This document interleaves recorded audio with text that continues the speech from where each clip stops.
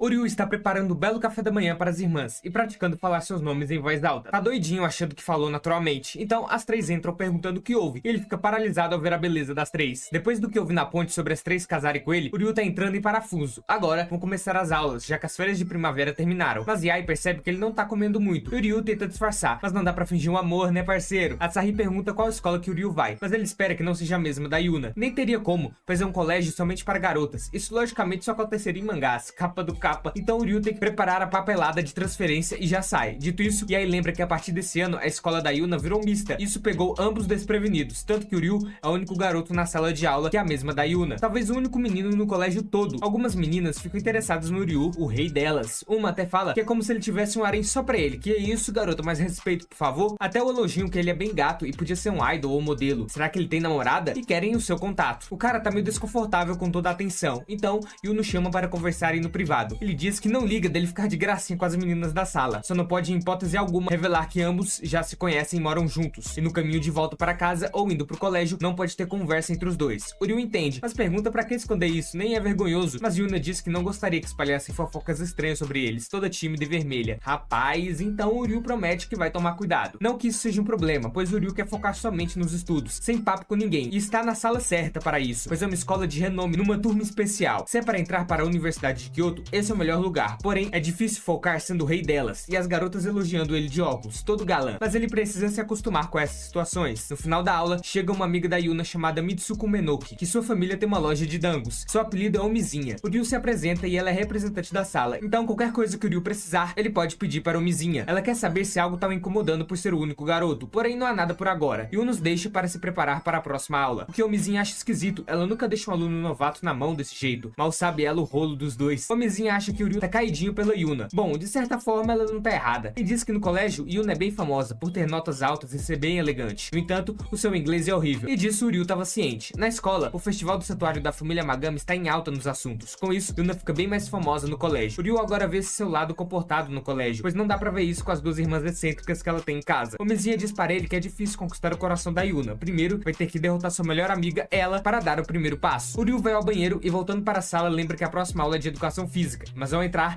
vê que todas as garotas estão se trocando e já fica maluco, pois viu coisas que não eram para ser vistas. Ele reza para que ninguém o tenha notado, senão sua vida escolar terminou. E Yuna não vai ficar sossegada até ele receber bastante sal. As meninas saem e Omizinha diz que ele pode se trocar agora. Parece que ninguém o notou. Somente Yuna, é óbvio, que já tá poucas ideias com o Ryu. No dia seguinte, o Ryu está fazendo marmitas para as Amagami e praticando seus nomes. Elas chegam, mas Yuna ainda tá brava pelo que ele viu. Porém, o Ryu já pediu desculpas. Dito isso, as três ficam felizes dele ter feito marmitas para elas, já que fazia tempo que não comiam bem. Yuna só comia dango no almoço da escola. Asahi, somente o prato de carne de hambúrguer da loja de conveniência. E Ai só cozinhava muito arroz e comia. Agora com a mamãe e o Ryu, elas terão refeições de qualidade todos os dias. Indo para a escola, ele se encontra com Mizinha e Yuna na entrada. E a garota tá com uma cara de poucos amigos para ele, pois não é para falar nada para ninguém sobre eles. Sua amiga diz que estranhou Yuna não ter comprado seus dangos hoje. E a gente sabe por quê, né? O Ryu tenta disfarçar que não sabe de nada e vai ser uma longa jornada fingindo para todo mundo do colégio. Então, na hora do almoço, Yuna exibe sua marmita lindíssima para os colegas, que até pedem para trocarem comidas. Que bonitinha, toda feliz interagindo. Omizinha nota que essa marmita é bem parecida com a do Ryu. Agora lascou. Ele esqueceu completamente que iam comer na mesma sala e nem se ligou de que as marmitas são idênticas. Yuna entra em choque, pois não consegue explicar nada, pois também não lembrou que veriam as duas marmitas. Então, o Ryu come seu almoço de uma vez, botando tudo na boca, para ninguém comparar as duas marmitas. Ainda bem que as garotas acharam fofo e engraçado o que ele fez. Porém, o Mizinha não é bobo nem nada. Sabe que tem algo de errado que não está certo.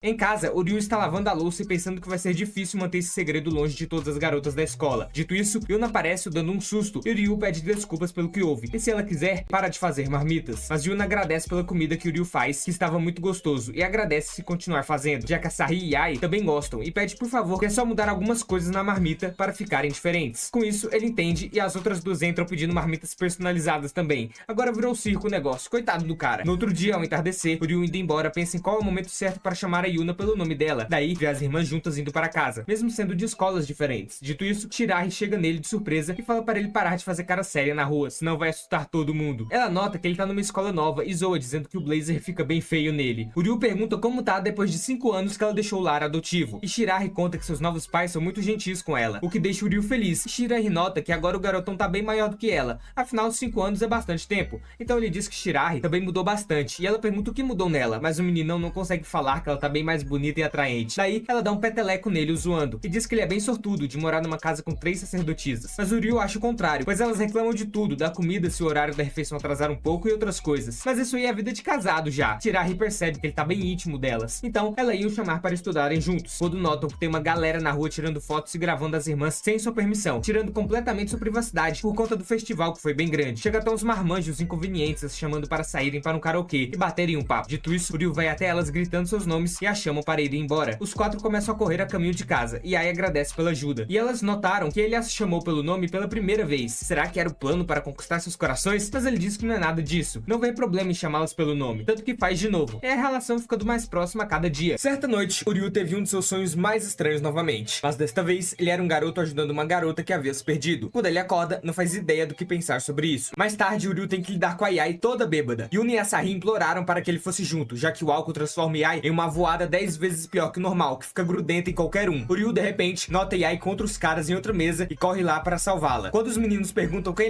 ele afirma ser o namorado de Ai. Ela então entra na brincadeira e parte os corações dos virgens que achavam que teriam sorte. Depois que os amigos de Ai dão uma olhada e duvidam desse papo, então Ai mente, dizendo que o Ryu está na faculdade de medicina de Kyoto. As garotas ficam imediatamente impressionadas e se viram para outra estudante que está na mesma faculdade, a Makoto. Mais tarde, elas saem e Makoto repreende a todos por serem idiotas em suas respostas. Ela então entrega a Ai uma garrafa de água para que ela se hidrate e melhore. E Ai apresenta como a melhor amiga que já sabe a verdade sobre o Ryu. Aliviado, ele tenta apertar a mão dela, mas Makoto se afasta. Ela diz ao Ryu que sua única tarefa era ser o espantalho de Ai, afastar os caras, e que ele não tinha o direito de agir como namorado dela. Enquanto a autoestima de Ryu se esvai, as células cerebrais de Ai estão de férias. Mais tarde, no trem, Ryu pede desculpas por se chamar de namorado dela, mas Ai diz que está tudo bem. Ryu pergunta se ela nunca se relacionou com ninguém, apesar de ser tão popular. Mas Ai revela que teve mais namorados do que Andrea Suraki, e o Ryu não consegue acreditar no que acabou de ouvir. Então Ai explica que sempre houve pessoas que prometeram se casar com ela, mas ela nunca se encontrou com nenhuma delas. Ao ouvir isso, Ryu se oferece para ser seu namorado de mentira sempre que ela quiser. Assim, o cara estranho vai pensar 2 vezes antes de chegar nela. E Ai agradece pela oferta, mas não acha que ele pode fazê-la feliz com seu tamanho. No entanto, ela se refere ao tamanho da comida que ele lhe serve, não a ideia suja que tá na sua mente. Mais tarde, em casa, o Ryu encontra a carteira de Ai no chão. Isso lembra da vez em que encontrou uma criança procurando pelos pais, e aí tinha pegado um lanche para acalmá-la. Então, o Ryu prometeu reembolsá-la e pediu o recibo, que ela puxou de sua carteira. No entanto, quando o Ryu confortou a pequena, Ai se apaixonou mais e mais por Ryu, o homem perfeito. Nesse instante, os pais da menina correram para salvá-la. Eles agradeceram ao Ryu e Ai por terem ajudado a filha. Depois, Ai diz que a menina teve sorte de encontrar o Ryu, porque ele sempre tenta salvar a todos, não importa quem. No presente, o Ryu examina a carteira de Ai e vê sua carteira de motorista. No entanto, quando olha de perto, percebe que o nome que está escrito é Reiko Ichijoji e não Ai Yamagami. Confuso, ele vai até o quarto dela para perguntar, mas como sempre, só encontra uma bagunça. O Ryu então se pergunta se Ai Yamagami é uma criação da sua imaginação, quando de repente houve um barulho lá fora. Ai está irritando Yuna e Asahi para uma saída noturna. Ela até pergunta ao Ryu se ele queria sair para um passeio com ela, o que o faz se perguntar se ela ainda está bêbada, mas ela tá bem sóbria. Ai insiste em sair. As garotas dizem que querem ir para a cama. Ai então descreve todas as cenas exclusivas ao redor de Kyoto que só podem ser vistas durante a noite, e também as comidas maravilhosas que têm o sabor do pecado para experimentar. Ela menciona o Santuário Inari, que é um lugar imperdível para sacerdotisas. Então, as garotas rapidamente mudam de ideia. Ai sugere convidar Makoto também, mas o Ryu acha que ela estaria muito culpada tentando parar de ser grossa. Para a surpresa de Ryu, Makoto aparece imediatamente, mas não está feliz em vê-lo. Ela insiste que não pode deixar o moleque entrar em seu carro, mas quando Ai a pede com jeitinho, ela se rende. O Ryu concorda em ir, alegando que queria manter as garotas seguras. Ele então entrega a carteira de Ai e diz que tinha algo importante para perguntar a ela a sós, quando Ai diz que também tem algo para falar. Asahi e Yuna ficam vermelhas de ciúmes dentro do carro. O Ryu se pergunta como levantar o assunto do nome estranho enquanto Yuna e Asahi estão quietas. Eles chegam ao primeiro dos lugares que Ai recomendou, que se supõe estar cheio de vagalumes, mas está mais sem vida do que suas DMs do Tinder. Quando as garotas vão procurar os vagalumes, o Ryu tenta chamar a atenção de Ai, mas Makoto interrompe e sugere que eles subam um rio em busca dos vagalumes. As outras garotas saem, menos Asahi, que diz que não é uma criança que precisa ver vagalumes. Então ela senta com o Ryu. Enquanto esperam, Asahi pergunta se ele prefere pêssegos ou melões, mas o Ryu fica envergonhado e diz que não tem preferência, é um garoto certo. Asahi então pergunta se ele prefere cabelo longo ou curto, mas de repente diz para ele esquecer que perguntou. Ela se pergunta por que está fazendo isso, ele escolher em vez de perguntar se ele tem uma queda por Ai. Nesse momento, Asahi acha que avistou alguns vagalumes, mas na verdade é apenas o reflexo da lua. Asahi então se lembra de suas tentativas de parecer adulta ao lado de Ai, que fazia isso facilmente. Para ela, Ai era um vagalume que atraía todos com seu charme. Diante disso, Asahi sugere que se juntem aos outros para ver vagalumes reais, em vez do falso que ela avistou. No entanto, o Ryu diz que na verdade ele ama a vista mais casual como essa. Nesse instante, Ai chama o Ryu para ir ver os vagalumes também. Então Asahi Asahi finge dormir no ombro dele para que ele não possa ir a lugar nenhum. Quando as garotas voltam, Asahi se pergunta por que está agindo como um idiota e culpa sua falta de sono. Mais tarde, as garotas param em uma loja de conveniência e Makoto se oferece para comprar para todas o que elas quiserem. Uryu elogia a bondade de Makoto até que ela acrescenta que ele não tá incluso. Quando entram na loja, Uryu envia uma mensagem para Yae pedindo um tempo sozinho. Mas quando ele vê Makoto desligando o telefone dela, percebe que ela está sabotando ele intencionalmente. Justo nesse instante, Yuna diz que vai recusar a oferta de Makoto, mas Uryu depois a encontra olhando para um monte de sorvete. Uryu acha que ela está tentando ser considerável com os outros, mas quando ele avisa que isso pode sair pela culatra, Yuna ativa seu modo de birra e vai se comportar como um idiota. A seguir, Yuna vai para a sessão de caloria leve, mas ainda não consegue escolher algo, lembrando de sua mãe e tentando ser responsável. No entanto, quando sai, encontra o Uryu com um pacote cheio de sorvete. Ele afirma ter exagerado e pede para Yuna ajudá-lo a comer para acabar com aquilo. Então, Yuna fica animada por entupir com uma semana de caloria. Yuna percebe o Uryu olhando para seu rosto, então ela provoca por parecer idiota e ela começa a repreendê-lo. Depois, Makoto diz a Uryu que ele não é tão ruim assim e se oferece para comprar alguma coisa para ele da próxima vez. Mas antes de se afastar, Uryu pergunta se ela sabe quem é Reiko. Mais tarde, eles voltam dirigindo para o santuário e Uryu vê a resposta de Yae sugerindo que eles conversem no santuário. No entanto, Makoto já disse que Reiko não existe mais nesse mundo. Uryu começa a repensar seu plano de conversar com Yae quando eles chegam ao santuário Inari. As garotas estão animadas por ter o lugar inteiro só para elas, mas quando estão prestes a entrar, Mako lembra Uryu sobre seu aviso na loja de conveniência. Uryu perguntou o que ela quis dizer com Reiko não existia e Mako questionou por que ele queria saber. Uryu disse que estava curioso, então Mako avisou que se ele se envolver com isso, seu sonho pode nunca se realizar de entrar na Universidade de Kyoto. Uryu perguntou se estava sendo ameaçado, mas Mako disse que era só um aviso, e se ele estava apenas curioso não deveria se intrometer. O grupo se aproxima do santuário e Yuna se dá conta de quão assustador é quando está escuro. Asahi concorda e Yae sugere que adicionem um teste de coragem na saída. Yuna repreende Yae por sugerir algo tão desrespeitoso e blasfêmico no santuário, e ela diz que estava apenas brincando. Como o santuário tem duas rotas que levam ao topo, ela sugere que se dividam e se encontrem lá para rezar. Uryu imediatamente se oferece para ir com Yae, chocando Yuna e Asahi, e aí acha que finalmente terão um tempo a sós, enquanto Uryu decide ignorar o aviso de Mako. Então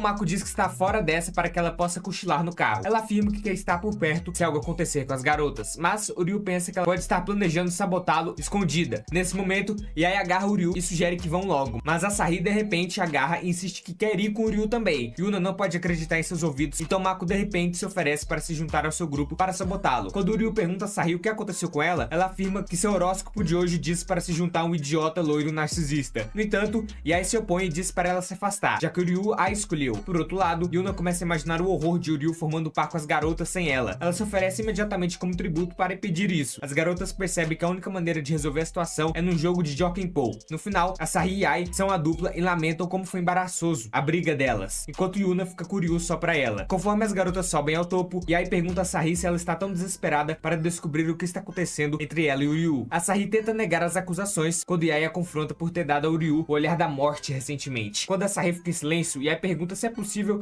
que ela tenha começado a se apaixonar por ele. Asahi entra em pânico e vai para trás até tropeçar na cerca e quase cai, mas Yae a alcança. Enquanto isso, Yuna e Uryu continuam a discutir. Yuna de repente começa a falar sobre como ele é um aproveitador que acontece de cozinhar comida deliciosa para elas às vezes. No entanto, ela insiste que a mente dele está na lama, enquanto suas mãos esperam estar dentro de suas irmãs. Eita, bicho. Uryu diz a Yuna que ela está tirando a ideia errada. Então, houve um barulho estranho e um gato aparece. Uryu fica aliviado por ser apenas um gato. Quando vê, Yuna está o segurando, assustada. Yuna promete soltar a camisa em breve, mas na verdade continua segurando pelo resto do caminho. Uryu pergunta a ela por que ela veio à noite, já que está tão assustada. Então, Yuna diz que sempre quis visitar o santuário Inari, já que se diz que é o lugar mais próximo de Deus à noite. Ela então explica que alguém que faleceu no shintoísmo se torna uma divindade. Então, Uryu deduz que ela deve estar esperando ver sua mãe e assume que um descrente como ele riria dela. Mas Uryu revela que desde que se mudou para o santuário, sua vida foi cheia de acontecimentos sobrenaturais. E agora, ele realmente acredita que Deus pode estar assistindo a ele. Nesse momento, o telefone de Uryu toca e assusta Yuna. Quando Uryu atende, Asahi diz que Ai caiu da cerca. Uryu e Yuna rapidamente voltam e encontram Mako com Asahi, que tinha apenas um leve hematoma. Quando perguntam onde Ai está, Asahi explica que Ai estava tentando salvá-la de cair da cerca quando ela caiu. Então, começa a chorar se sentindo culpada. Yuna abraça enquanto Mako se levanta e caminha em direção à cerca. Quando Uryu pergunta o que ela está fazendo, Mako insiste que precisa encontrar ela. Uryu percebe o olhar nervoso no rosto dela e agarra, dizendo que não pode confiar que ela vá, já que está agindo estranhamente. Ele insiste em ir em vez dela e pede para Yuna vigiar Mako e Asahi, garantindo que vão ficar bem enquanto ele desce para a floresta. Quando o Ryu chega ao fundo, ele se culpa por ter começado a briga para subir ao topo com Yai. Em seguida, ele chama por Yai por todo canto, mas a única resposta que recebe é de uma estranha máscara flutuante. O Ryu se pergunta o que está acontecendo e corre em direção a ela, sendo abruptamente cercado por pétalas de flores. Quando abre os olhos, se pergunta onde está e por que está no corpo de um estudante do ensino fundamental. No entanto, à medida que continua a fazer perguntas, suas memórias de sua infância retornam e ele pensa que está voltando para o orfanato. No caminho, ele encontra uma garota com cabelo preto, levantando a mão e estalando os dedos. Quando ele vai até ela, ela diz que não sabe onde está. O Ryu pergunta qual é o seu nome e ela diz que é Reiko. O Ryu sugere que vão até a polícia. Quando o estômago de Reiko ronca, o Ryu a leva para comer algo. Ele lhe dá dinheiro para pagar, mas quando Reiko olha para ele, confusa, o Ryu se pergunta se ela nunca usou dinheiro antes. Mais tarde, eles se sentam para comer e Reiko espera que o Ryu a alimente. O Ryu diz a ela que ela será inútil se continuar dependendo dos outros, então Reiko dá uma mordida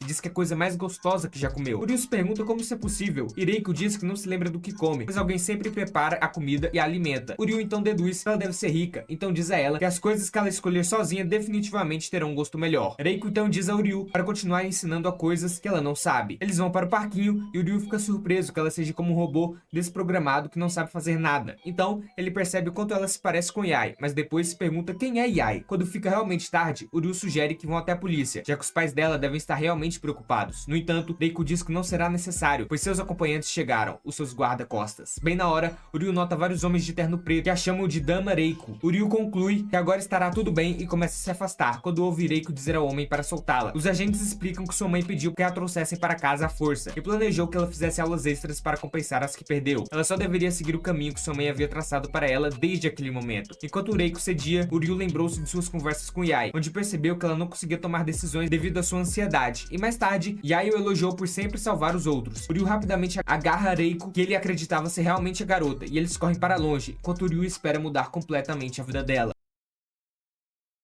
O Ryu segura Reiko e corre junto dela para fugir dos seguranças da sua família, que não conseguem encontrar, e as crianças estavam se escondendo ali perto e nem notaram. Reiko pede desculpas por envolver o Ryu nisso, e ele fala que isso é tudo culpa deles. Quando se encontra alguém da família que se perdeu ou fugiu, tem que perguntar se está bem e não impor as coisas, embora seja justo ficar bravo. A Mahiru dá bastante medo para o Ryu quando fica brava, e agora nesse momento deve estar preocupadíssima, já que o garoto não chegou em casa já nessa hora da noite. E Reiko ri da sua cara, se divertindo depois da tensão, e o Ryu fica surpreso que ela consiga rir, mas Reiko disfarça e diz que não riu. Não pode fazer isso, pois se rir, leva xingo da mãe. Como é uma casa bem rígida, o Ryu entende porque Reiko fugiu de casa, e agora vai levá-la a um lugar bem legal. Os dois chegam no monte, onde dá para ver toda a cidade iluminada à noite, algo que Reiko nunca imaginou que veria em sua vida, que pode gritar o quanto quiser, o que deseja que ninguém vá ouvir ou julgar. Então Reiko grita que quer que sua mãe se lasque, não querendo mais viver uma vida que não é dela, a própria que vai decidir como vai ser sua vida. Ela quer ser uma criança normal, e brincar com outras crianças, comer coisas gostosas e vestir roupas fofas, e não ficar na escuridão como um robô fazendo tudo que sua mãe manda. Ela quer mais do que tudo, liberdade. O Ryu percebe que Ai também queria muito essa liberdade, mas quando finalmente conseguiu, não sabia o que fazer com isso e se perdeu. Dito isso, o Ryu chama Reiko para ir embora e diz que não importa quantas vezes ela se perca, sempre vai estar aí para encontrar e ajudar até o fim. Desse jeito, até eu me apaixono pelo Ryu, o cara é o último romântico na Terra. Voltamos para o presente e ele encontrou Yai dormindo perto de uma árvore, estando um pouco suja, e agora que as lembranças voltaram, sabe que Yai é a mesma Reiko Chijoji que conheceu no passado, e fica feliz de a ter encontrado, mas tá numa situação constrangedora e tenta abotoar a camisa dela, mas Yai acorda na hora e a situação parece não favorecer o garoto. O Ryu manda mensagem para Yuna dizendo que encontrou Yai e que ela está bem, deixando as irmãs e a amiga aliviadas. Agora irão se encontrar perto da entrada do templo. No caminho, o Ryu diz que ficou bem preocupado, e Yai agradece por ter a salvo de novo, e que agora podem falar a sós o que ele queria. E ele diz que pegou sua carteira no chão e viu que o nome na carteira de motorista não era Yai Yamagami, e sim Reiko Chijoji, e se lembrou da garota que conheceu no passado. Yai confirma que era ela mesma, e o Ryu, para ficar kit com Yai em relação a segredos, revela que mijou na cama quando criança no primário e tentou esconder o futon no armazém, deixando o maior fedor durante o dia, então tomou uma bela bronca da senhorita Mahiru. O menininho chorou horrores no dia, e Ai ficou sem entender nada do papo, então acabou a contação de vergonha. O Ryu está feliz em saber que a garotinha do passado, que sofria tanto, agora mudou para melhor, e Ai foi expulso por sua mãe, já que não queria ouvir as ordens da matriarca, não queria que sua filha envergonhasse mais o clã Chijoji. Em um belo dia, Reiko entrou no santuário Yamagami e conheceu sua futura mãe e seu avô. Ela lhe deu o nome de Yai Yamagami. Suas irmãs estranharam de primeira outra menina chegando na casa delas, mas logo se enturmaram e se tornaram irmãs. É Assim alcançou sua liberdade tão sonhada. Yai pega na mão de Ryu e diz que renasceu com o nome de Yai, mas foi tudo graças a ele que conseguiu fazê-la dar o primeiro passo para a mudança. Então, as outras chegaram aliviadas e abraçaram demais sua irmã. Mako diz que se irrita com Ryu fingindo ser namorado da Yai, mas admite que ele pode ser a pessoa que vai mudar seu destino. Então, ela pega seu carro e vai embora. Para dentro, Asahi diz que foi um passeio muito bom. Yai foi para seu quarto e pula no futon fazendo barulho, e admite para si mesma que se apaixonou pelo Ryu, e não consegue esconder isso. Então, ela coloca o pijama e vai para o quarto dele ficar lendo mangá, enquanto Ryu estuda no calor dos infernos. Mas pergunta o que ela tá fazendo ali, e aí diz que não vai atrapalhar e só quer ficar no quarto de boa. Porém, aproveita para atiçar o moleque com seu corpão voluptuoso, mas o Ryu fica chocado, e aí diz que quer fazer dele seu modelo de desenho para um trabalho da faculdade. Olha só, agora tá toda saidinha, toda apaixonada. Vamos lá, Ryu, pra cima, filhão. E aí busca um ventilador e fica desenhando o Ryu. E ele nota que desde aquela noite no templo, Yai tem estado mais grudada nele, saindo para fazer compras com ele, toda hora indo ver o que ele tá cozinhando. Ele pensa que ela pode estar apaixonada, mas lembra que quando ela falou sobre o Ryu, deu em nada. Então não pode ser isso, já que são família. Enquanto isso, Yai o desenha toda apaixonada e faz até um coração do lado e ri toda boba. Então suas irmãs entram, pois sentiram a malícia no quarto. Como que pode duas pessoas de sexo oposto estarem nesse horário num quarto juntos? Que indecência por parte da Yai. Embora Yuna fala que a Asahi não tem que julgar muito não, já que é bem assanhadinha também. Yai escreve e diz para ficar em silêncio, que o Ryu tá estudando e ela só tá fazendo sua tarefa. Então, a Asahi decide ficar também. Yuna fica para vigiar as indecências e percebe que as irmãs estão diferentes desde aquela noite, principalmente a Yai toda grudada. Daí, elas veem o desenho do Ryu e perguntam se a irmã tá namorando com ele. E ela fala que só tá gostando dele e que vai se declarar depois dos seus estudos. Até lá, precisa flertar demais com o garotão e avisa as irmãs para relaxarem, pois Yai vai se casar com o Ryu e cuidar do santuário. Desse jeito, as irmãs ficam malucas. Yai tá toda atacante e o Ryu as interrompe perguntando o que estão fazendo. E a Asahi fala que é só coisa de garota e que não importa muito. Então, todas saem do quarto e Yai dá boa noite e se despede. Na semana seguinte, o professor de Asahi distribui tiras de papel para a turma e pede para que escrevam seus desejos nelas e devolvam para Asahi, para ela poder pendurar nas árvores de bambu durante o festival Tanabata, no santuário Amagami. Durante o horário livre, a turma se separa em grupos, todo mundo conversando sobre o que queria escrever. A Asahi tá sentada na mesa dela, observando tudo. Quando as amigas perguntam qual o desejo dela, ela diz que, como uma sacerdotisa do santuário, o único desejo é que o desejo de todo mundo se torne realidade. Nesse momento, uma patricinha da escola chamada Karen Matsugazaki se aproxima do grupo da Asahi e diz para ela parar de agir como se tivesse um coração caridoso, tipo a Madre Teresa. A conversa fica tensa, com as duas trocando algumas farpas, até que são interrompidas pelas meninas ao lado da mesa da Asahi. Elas perguntam para Karen qual o desejo dela, e ela levanta a tira de papel para que elas possam ler. Não é surpresa nenhuma quando elas veem que a Karen deseja ganhar a maratona, já que a corrida é em 2 dias. As meninas perguntam para Asahi se ela vai ter tempo de se preparar, porque elas sabem que ela tá focada no festival. A Asahi garante que vai dar conta, porque ela é experiente em equilibrar as responsabilidades. Em seguida, ela diz para Karen que não vai perder para uma princesa mimada como ela, porque a família dela vai estar lá para torcer. Enquanto fala isso, ela levanta seu papel para Karen ler, e a Karen fica chocada ao ver que ela tinha escrito o mesmo desejo. Mais tarde, naquele dia, a Asahi chega ao santuário, onde o Ryu tá ajudando a Yuna e Yai a montar as árvores de bambu do Tanabata. O Ryu pergunta se a Asahi já escreveu seus desejos, e ela levanta vários papéis que usou para isso. O Ryu diz que ela tá sendo gananciosa, mas a Asahi responde que não precisa ser negativista. A Yai e Yuna chamam a Asahi de volta, dizendo que vão estar na maratona dela para torcer. A Asahi tenta convencer elas de que não precisam ir, mas as irmãs dela garantem que vão assistir a corrida. Elas dizem que o Ryu também vai, fazendo com que a Asahi zoe ele, dizendo que ele quer ir só pra ficar olhando a barriga dela de fora e satisfazer alguma fantasia estranha. Mas ele nega isso, o cara não é esquisito nesse ponto. No dia seguinte, na escola, o treinador informa o time de atletismo que a corrida foi adiada por causa do mau tempo. Ele diz que a corrida vai ser na semana seguinte, o que deixa Asahi preocupada, já que a corrida cai no mesmo dia do festival. Claro que a Karen vê isso como uma oportunidade e diz para Asahi que tem certeza de que ela vai perder, porque vai focar mais nos preparativos do festival. Asahi garante que não vai perder, pois nunca fez nada pela metade. Mais tarde, naquele dia, quando a Asahi volta para casa, ela conta para as irmãs sobre a mudança e elas se desculpam, já que não vão poder ir à corrida. A Asahi fica irritada com a atitude delas e manda parar de agir como se fosse o fim do mundo. Ela pede para elas não se preocuparem com ela, pois já é grandinha, e orienta que se concentrem em fazer do festival um sucesso. Depois disso, ela sai para treinar e o Ryu diz para Yuna e Yai fazerem o que ela pediu, senão vão a deixar mais chateada. A semana passa voando e finalmente chega o dia antes da corrida. A Asahi se despede das irmãs, já que vai passar a noite no hotel perto do local da corrida. No dia da maratona, a Asahi tem dificuldades para acompanhar, pois está distraída pensando no festival. Ela tenta afastar esses pensamentos e focar na corrida, mas está complicado, Justo quando tá prestes a desistir, ela ouve a voz do Uryu torcendo por ela. Fica surpresa ao ver que ali tá Yumiko. Acontece que o Ryu ligou pra Yumiko uns dias atrás para contar sobre a corrida e pedir para ela vir torcer pela Sahi. Enquanto a Sahi passa correndo pelo Ryu e por ela, a Yumiko empurra o Ryu para torcer e ele vai atrás da Sahi, dizendo para ela dar o seu melhor e mostrando no celular que tá em vídeo chamada com as irmãs dela e seu avô, que estão torcendo muito. No final do dia, o festival acontece sem problemas e a Sahi vence a corrida, para tristeza da Karen, que ficou em segundo lugar de novo, tá se mordendo de raiva. Na volta para casa, a Sahi dorme no colo da Yumiko e o Ryu agradece a ela por ter ido torcer pela Sahi. A Yumiko diz que não foi nada e dá uma provocada nele por ele ter feito tanto esforço para garantir que a Sahi não ficasse sozinha. Depois que chegam na estação, o Ryu e a Sahi se despedem da Yumiko e, enquanto caminham para casa juntas, a Sahi agradece ao Ryu por ter ido à corrida. No dia seguinte, o Ryu vai pegar o jornal e ao lê-lo, percebe que a data é 28 de junho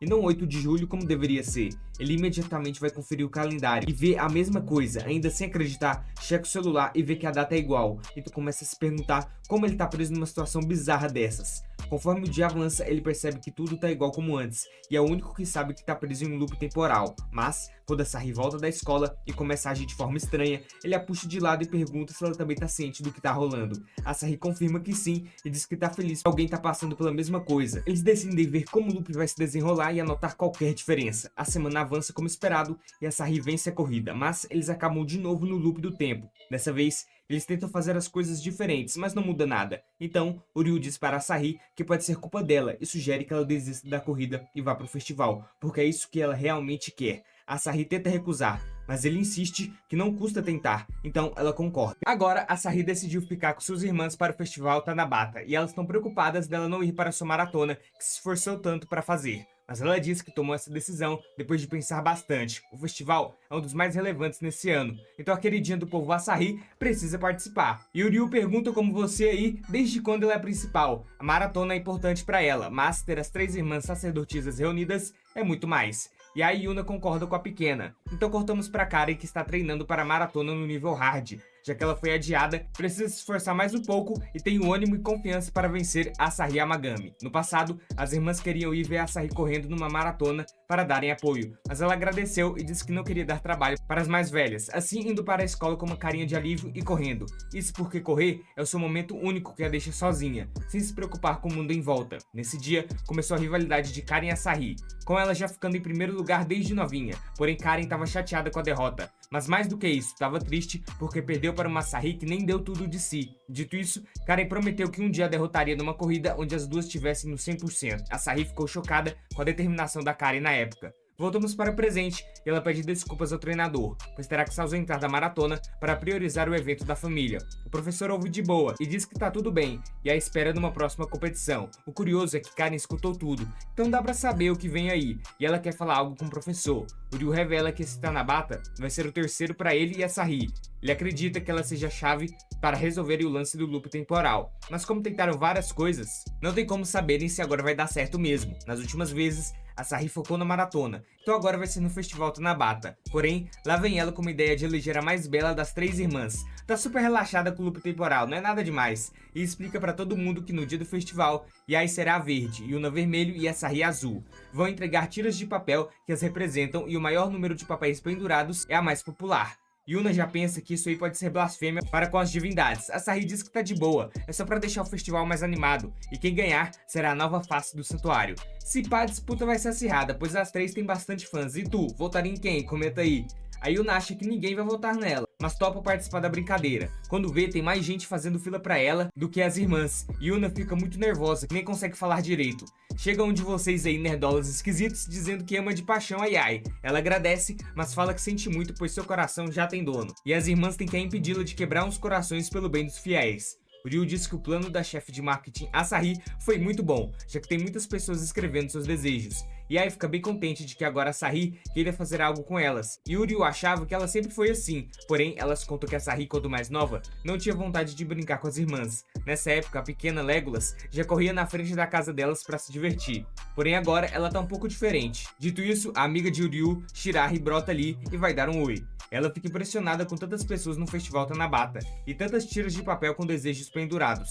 Shirahi já escreveu o desejo dela e quer pendurar também, entrar na Universidade de Kyoto para medicina junto com o Ryu, mas a última parte ela pagou, né, deu vergonhinha. E o bobo do Ryu nem notou, o malandro tá com mulher a rodo querendo ele, só coisa de anime e filme mesmo, viu, mó mentirado isso aí. Shirahi lembra deles crianças, e desde aquela época ele não ligava para divindades e esses eventos religiosos, pois falava que isso não ajudaria a passar para medicina em Kyoto. Uma coisa ele tá certo, precisa fazer por si mesmo para ter o que quer. Nesse momento, Shirahi também desejou ir para a mesma faculdade que o Ryu. Se os dois tentarem juntos, vai ser mais divertido. Asahi sabia que ele era exibido assim desde pequeno, e Yuna indignada que ele sempre foi atrevido com as divindades desde menor. As irmãs Amagami vão pendurar o desejo de Shirahi e rezar do fundo do coração para que se realize. Agora para a parte empolgante. O resultado da votação para a sacerdotisa mais popular do Santuário Amagami deu um empate entre as três, o que foi uma surpresa. Yuna acha que assim é melhor para que não tenha desavenças. E tu, achou justo ou não?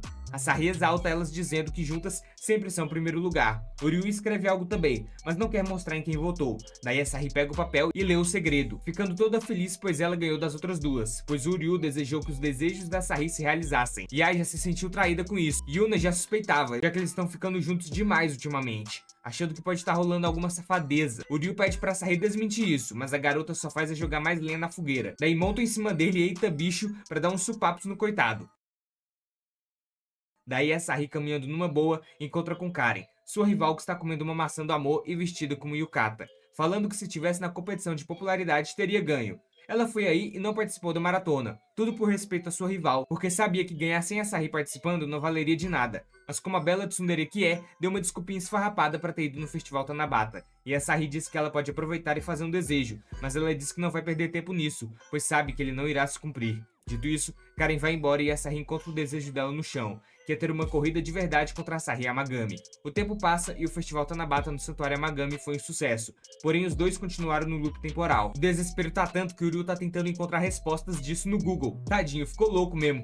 E Asahi tá praticando digitar rápido sem olhar no teclado como queria antes. Porém o Ryu diz que não é hora pra isso e tira sua venda. Daí se espanta com os olhos inchados dela de tanto chorar. Tadinha da menina. Também não tá aguentando mais isso e fica se fazendo de forte, certamente se culpando. Daí o Ryu a puxa e diz que vai estar com ela pro que der e vier. Então não é pra ela se preocupar com nada. E aí flagrou os dois nessa cena aí e já ficou revoltos, querendo contar para Yuna. Asahi ficou feliz com o Ryu por estar a apoiando. Dito isso, ele sugere tentarem fazer o festival e a maratona ao mesmo tempo. Assim, dois desejos da Asahi podem se realizar. Porém, não tá parecendo que é isso mesmo que ela quer. O Ryu, de novo, por conta do loop, liga pra Yumiko para dar apoio e torcer pela Asahi na maratona. E também dar dicas de como lidar com o festival Tanabata ao mesmo tempo. Dito isso, Yumiko percebe que isso tudo não é realmente o desejo da Asahi, e sim do Ryu. Agora que ele nota que estava sendo muito egoísta e nunca pensando o que a Asahi realmente queria. Esse tempo todo, todas as ideias vieram dele e a Asahi só concordou. Embora seja nobre o Ryu querer ajudar alguém e estar ao seu lado, precisa entender e perguntar o que a pessoa quer de fato. Ele precisa pensar nos sentimentos da Asahi. Dito isso, como mulher, Yumiko fala que o Ryu tá bem narcisista e encherido, assumindo que uma garota sente. Aqui hablou muito a Yumiko, o Ryu presta atenção, que homem de verdade pensa na companheira. Aí, ele fica maluco e envergonhado do erro que cometeu durante todo esse tempo. Tanto que até bate a cabeça na parede várias vezes. Agora, ele vai desligar e pensar no que realmente a Asahi está desejando. Enquanto isso, a Asahi está no seu quarto bem pensativa, refletindo sobre o peso no peito que está carregando, e relembra do momento em que recebeu uma oferta de uma bolsa de estudos para o Colégio Toto, pois o olheiro a achava uma atleta de muito potencial que poderia representar o Japão mundialmente. Seus colegas ficaram encantadas quando ela contou isso, mas disseram que não conseguiriam ir morar sozinhas. Ficar longe da família é difícil. Isso entrou na mente da Asahi, e outras coisas também, como querer sempre ficar junto das irmãs no santuário onde cresceram, e ter que pensar nas palavras de sua mestra sobre o seu verdadeiro sonho. Dito isso, a Asahi não sabe quem é de verdade. Então, alguém bate na porta e ela vai atender. Porém, se surpreende e solta um grito. Quando o Ryu sobe e vê o que rolou, é a Karen numa pose suspeita em cima da Asahi. Que anime criminoso, as meninas têm 14 anos, seus japa safado. Meu bom e minha boa, o que foi essa cena final? Isso aí é pra atiçar a garotada, mas comenta aí o que achou do app e do conteúdo. Se ficou até aqui, te peço pra deixar o like e se inscrever no canal pra apoiar legal. Ativa o sininho também pro YouTube sempre estar notificando quando lançar os próximos vídeos. Valeu pelo apoio de sempre e falou!